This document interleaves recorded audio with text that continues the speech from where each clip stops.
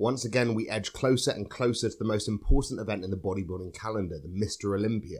And once again, we have the same controversy. The way the Mr Olympia qualification works is that athletes compete in bodybuilding shows, in professional shows, around the globe, year-round, earning their place at the Mr Olympia if they come first and take the title. Athletes also have a chance to qualify on points with the top athletes at the end of the season in the point standing, getting invitations too. But in the last few years, the third way to qualify has been normalised more than ever before. Needless to say, with most professional shows happening in the United States, sometimes political situations get in the way, sometimes personal circumstance means that somebody can't compete in one of those qualifying shows, and their odds of performing on that stage are so high that the Olympia decides to extend a special invitation. We've seen this happen with current Mr Olympia Big Ramy. When he had a special invitation before, due to not being able to make his way to compete in a pro qualifier, the bodybuilding world had this debate.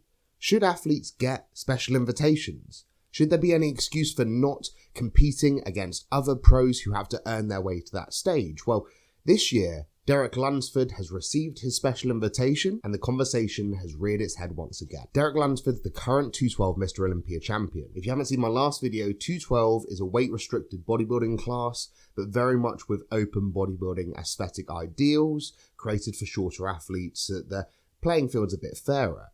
In theory. But many athletes decide to take the step from that division into open bodybuilding. Most notably was the hype around the idea of Flex Lewis doing the very same thing until he announced his retirement. The reasons are simple. The prize money is greater and so is the accolade.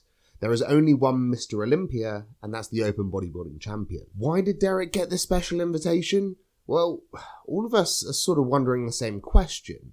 The special invite was going to be extended to Flex Lewis, who's a multi-time Mr Olympia champion in the 212 and truthfully was a shoo-in for the top 5. But with Flex's decision to retire from the sport before he had the chance to step on that stage, it appears Derek and his coach Hanny have decided to apply to the Mr Olympia for his place. This is unprecedented in my opinion.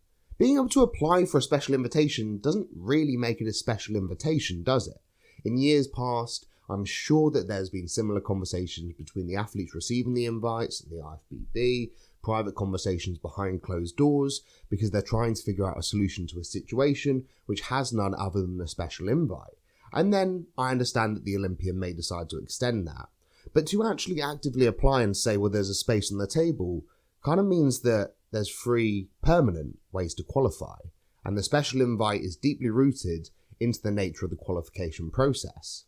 In that case, shouldn't everyone apply for it? Well, today we're going to talk about whether the special invitation process should even exist and whether this permanent path to the Olympia stage is good or bad for the sport. So first of all, I want to say that in a situation like Derek Lunsford or Flex Lewis, it's hard to really have an issue with them getting the invitation. It's more about the process of how. I do completely understand why Mr Olympia division champions get the invitation. Somebody like a Flex or a Derek are not going to do badly in the open bodybuilding Mr Olympia lineup.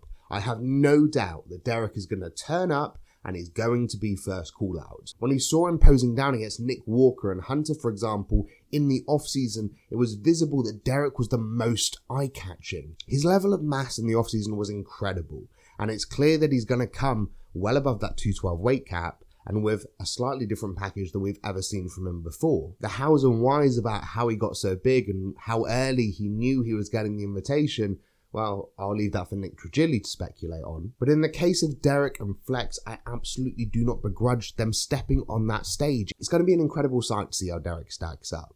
When we've seen Sean Clarida go through that process of actually stepping on a pro stage and qualifying his way to the Olympia, it really was a shocker for the whole world. Just how well he held up and how much the eye was drawn to his physique in particular, and the same is definitely going to be said for Derek on the day. I can understand the level of respect for athletes. For example, if Kai Green wanted to show up, I'm sure no one would really begrudge him having to go by the special invite route and not stepping on a pro stage before. It's a mark of respect to people who have contributed massively to the sport or earned their stripes, even if it is in a lower division. I can also understand why when it comes to these athletes, these people with pedigree and these people with a name that draws attraction and that are well loved by the fans, that sometimes the shadow method is the best method to build the hype. We live in a world where everything's on the table. Everyone has a Road to the Olympia series on their YouTube, and you can pretty much see into the kitchen, living room, bedroom, and training room of every single IFBB pro on their way to that stage. So just sometimes having a little bit of mystique and mystery is going to help to draw attraction like you wouldn't see otherwise. I know Flex, for example, when he was planning to compete, never really shared too many updates, and we never would have known what he was going to look like before he stepped on that stage. And that was all that people were talking about for years. It's a great marketing tool, and we've got to accept that with the fact that the Indie Pro has been cancelled, clearly the IFBB is not all that profitable, so you know what? I'll give them every marketing opportunity they can take. And I think the final pure positive that we can take from this is that it's not taking away, it is adding to the show. There are still the same amount of pro shows, minus the Indie, for them to turn up to and qualify at. This simply means rather than 15, we may have 16 contenders, and that person then still needs to show up in shape. However, even though I don't begrudge the fact that Derek will be hitting that stage, there are still some negatives in my mind. And the first of all is that fact that there are still many pro shows out there. And to be brutally honest, not all pro shows are created equal. Winning the New York Pro or the Toronto Pro or the Cali Pro, for example, is different to winning a pro show in Europe. There are still so many pro shows around the world that have underrepresentation of the top tranche of IFBB talent. We still see the same athletes year on year compete and pile into the big shows, the New York Pro, the Vancouver Pro, for example. And yet European shows or shows in the rest of the world, often you have to struggle or strain or search through Instagram to figure out who anyone is on the lineup. I'm not taking anything away. Sometimes they're just less prominent bodybuilders. We've seen it before where, athletes have turned up on stage, people going, I don't know who the hell he is, and afterwards he's all that we're talking about. But still, that's a draw, that's an attraction. And surely somebody like Derek could have easily jumped in any of those slightly lesser shows and still qualified. So the opportunity was still there. It was a decision not to take it, which does make it slightly less valuable as a special invite or as a novelty situation. But if you could qualify, why wouldn't you? This is the thing that gets me, because as I've said, there are so many underrepresented shows. It's basically a free 5-figure prize fund. If you're already prepping, what's the big deal? I mean, the only situation I can think of with Derek is that, right, okay, we're coming up for 212. Let's try and shave as many pounds onto this physique or put as many pounds onto this physique during this off-season as possible. So let's not put a show in there that will break up our progress. Let's just have a consistent blasting off-season as everyone else is having to diet down. So that does kind of make it less fair as well because they're getting more off-season time. And that is obviously a big problem because competitors, especially at the top of the game when they're competing on the Mr Olympia stage, only have 6 months to make progress because they're all competing every damn year. It's very rare that you see an athlete skip an Olympia.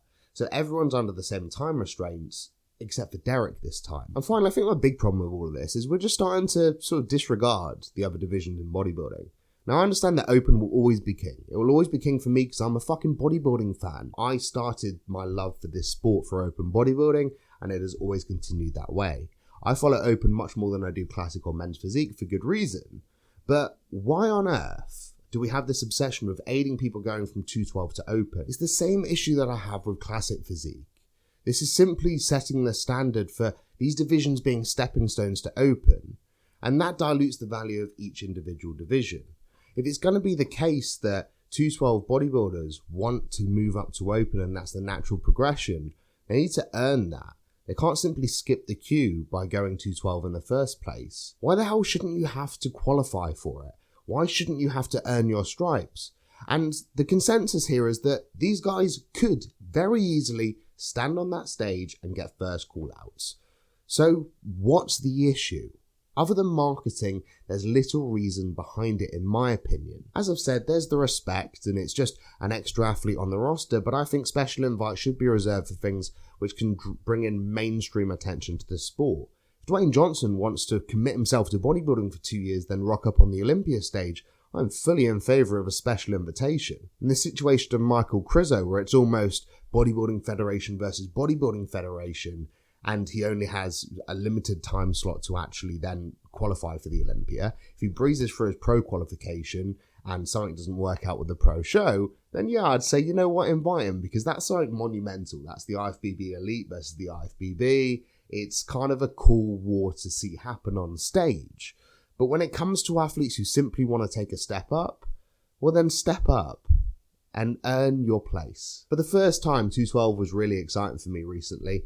Over the last few years, I've actually had this division start to catch my eye with some incredible athletes, and it made me excited to have another part of bodybuilding that I can love, I can watch and follow, because up until then, quite simply, I was never really that impressed. But it seems those days may be limited. As more and more athletes move over to open, it makes me think less and less of the concept of having that division in place in the first place, and more that we should just merge them into one big open bodybuilding class. I'm looking forward to seeing Derek hit the stage, and I'm sure that he'll be first call out, but with so many pro shows still lacking in lineups, and so many opportunities to grow the IFBB's revenue through their other pro shows that clearly need support right now with the collapse of the Indie Pro, I just can't see the justification. The hype isn't really there other than a few dissenting commentators, but even then, people aren't that vocal about this because they just don't care that much. It's not a big Ramy situation. It's not a past legend of the sport. It's somebody who could have earned his stripes, who competed last year, and is simply turning up this year in a different division without earning the right to do so. Or has he? Does being 212 Olympia mean that you should automatically be qualified for every division's Olympia? Should you receive basically a blanket exception from having to qualify? Should you be able to pick your division and what you do next? I don't know. But to me, there's little to gain here for the IFBB, for the athlete, or for anyone else involved. Personally, I think special invites have a place, but they should be used sparingly. Once every few years for something that can really fuel bodybuilding as a sport, build it up, and bring public attention more towards the stage. What's your opinion about Derek getting a special invite? Did he deserve it? What do you think about special invites in general? Let me know in the comments down below, and I'll see you in the next one.